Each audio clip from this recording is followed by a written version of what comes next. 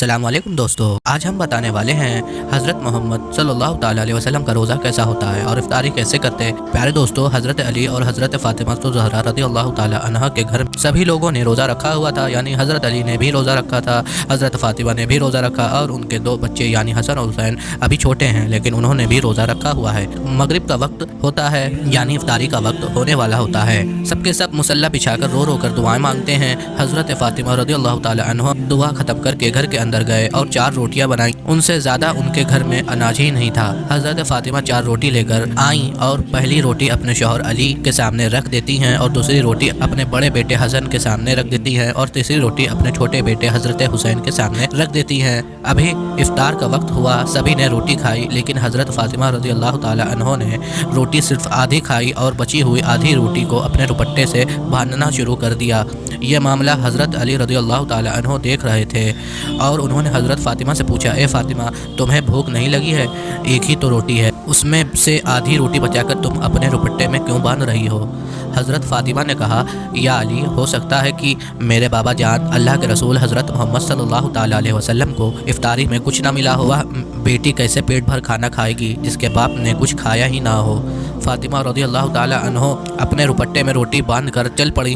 उधर से हमारे नबी मगरिब की नमाज़ पढ़ाकर आ रहे हैं। हज़रत फ़ातिमा दरवाज़े पर है। यह देखकर हुज़ूर पाक सल्लल्लाहु ताला अलैहि वसल्लम फरमाते हैं कि ए मेरी प्यारी बेटी, तुम दरवाज़े पर क्यों खड़ी हो? तो फ़ातिमा ने कहा कि अल्लाह के रसूल, मुझे घर के अंदर तो लेके चले।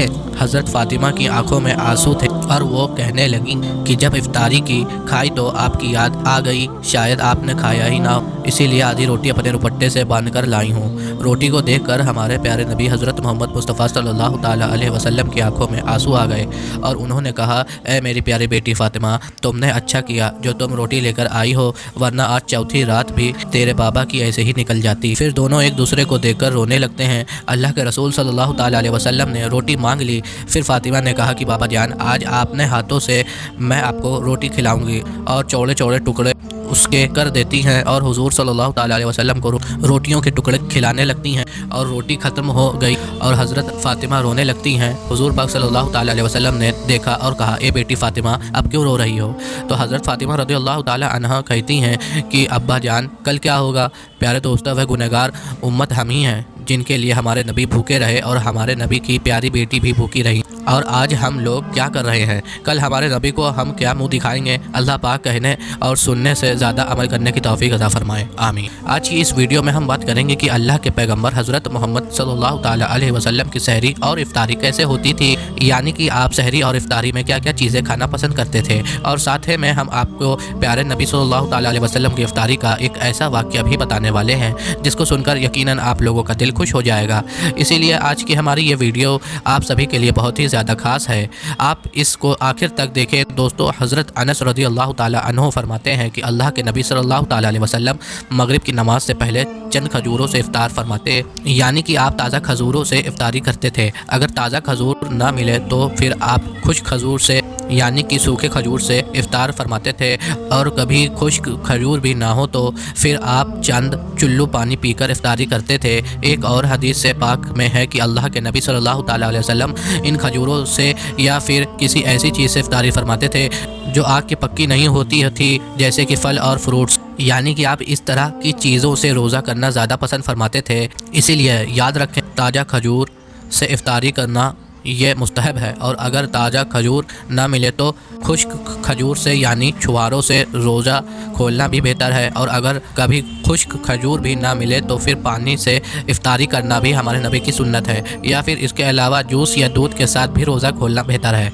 याद रखें, अल्लाह के नबी सल्लल्लाहु ताला अलैहि वसल्लम इफ्तारी में आग पर पकी हुई चीज़ों को नहीं खाते थे। इसका मतलब ये नहीं है कि इसके लिए आपने मना फरमाया है, बल्कि इसके बारे में आपने इरशाद फरमाया है कि इफ्तारी में आग की पकी हुई चीज़ों को खाने से मादे को नुकसान पहुंचता है, इसीलिए आप अपने आप को इस परेशानी से बचाने के लिए ऐसा करते थे। मगर आजकल तो देखने में आता है कि ज़्यादातर लोग इफ्तारी में समोसे और पकौड़े खाना ही पसंद करते हैं, मगर याद रखें, ऐसा अल्लाह के प्यारे नबी कभी नहीं करते थे। اس کے علاوہ دوستو اللہ کے نبی صلی اللہ تعالیٰ علیہ وسلم جب سحری کھاتے تھے تو بالکل آخری وقت میں کھاتے تھے۔ ادھر حضرت بلال اذان دے رہے ہیں اور ادھر آپ آخری لقمہ کھا رہے ہیں، اور ادھر سورج نیچے ہوا یعنی کہ ڈوبا اور آپ نے اپنے منہ میں کھجور رکھی یعنی کہ افطاری کی۔ ایسا آپ اسی لیے کرتے تھے تاکہ اپنے امت پر بھوک کا وقت کم سے کم آئے۔ ایک مرتبہ اللہ کے نبی صلی اللہ تعالیٰ علیہ وسلم سحری کے وقت میں بکرے کی سیری کھا رہے تھے۔ حضرت علی بھی آپ کے ساتھ میں تھے۔ اتنے میں حضرت بلال رضی اللہ تعالیٰ عنہ آئے اور عرض کرنے لگے، یا رسول اللہ صلی اللہ تعالیٰ علیہ وسلم، وقت ختم ہو گیا ہے، میں اذان دینے جا رہا ہوں، آپ برائے مہربانی کھانا پینا بند کریں۔ اور یہ کہہ کر حضرت بلال اذان دینے کے لیے چلے گئے اور اذان دینے کی تیاری کرنے لگے۔ اتنے میں حضرت بلال کو خیال آیا کہ پتہ نہیں میرے نبی نے کھانا پینا بند کیا ہے یا نہیں، اسی لیے حضرت بلال واپس آ گئے اور آ کر دیکھا تو ابھی بھی اللہ کے نبی سحری کھا رہے تھے۔ یہ دیکھ کر حضرت بلال نے کہا، یا رسول اللہ، اللہ کی قسم سحری کا وقت ختم ہو گیا ہے، صبح ہو گئی ہے۔ تو یہ سن کر آپ صلی اللہ تعالیٰ علیہ وسلم نے اپنے ہاتھ نیچے کر لیے اور کہنے لگے، اے بلال، ابھی وقت باقی تھا لیکن تیری قسم کھانے پر اللہ نے اس کو پہلے ہی نکال دیا کہ تیری قسم کہیں جھوٹی نہ پڑ جائے۔ پھر حضرت علی نے فرمایا، اگر بلال قسم نہ کھاتے تو جب تک میرے نبی صلی اللہ تعالیٰ علیہ وسلم کھاتے رہتے تب تک صبح صادق نہیں ہوتی۔ سیدنا حضرت سلمان فارسی رضی اللہ تعالیٰ عنہ فرماتے ہیں کہ شعبان کی آخری تاریخ کو نبی اکرم صلی اللہ تعالیٰ علیہ وسلم منبر پر تشریف فرما ہوئے اور ارشاد فرمایا، اے لوگو، تم پر عظیم اور مبارک مہینہ سایہ فگن ہونے والا ہے، ایسا مہینہ جس میں ایک ایسی رات ہے جو 1000 مہینوں سے بڑھ کر ہے۔ اللہ تعالیٰ نے اس مہینے کے دنوں کا روزہ فرض اور راتوں کی عبادت نفل قرار دی ہے، اور اس مہینے میں نفل کا ثواب فرض کے درجے تک پہنچ جاتا ہے، اور اگر کوئی شخص نفل ادا کرے وہ ایسا ہے کہ جیسے دوسرے مہینوں میں 70 فرض ادا کرے۔ اے لوگوں، یہ صبر کا مہینہ ہے اور صبر ثواب اور بدلہ جنت ہے۔ اس مہینے میں مومن کا رزق بڑھا دیا جاتا ہے۔ دوستو، آپ کو یہ ویڈیو کیسی لگی آپ ہمیں کمنٹ باکس میں ضرور بتا دیجئے گا، اور ویڈیو لائک کر کے سبسکرائب کر لیے گا۔ ہم ملتے ہیں اگلی ویڈیو میں، تب تک کے لیے السلام علیکم۔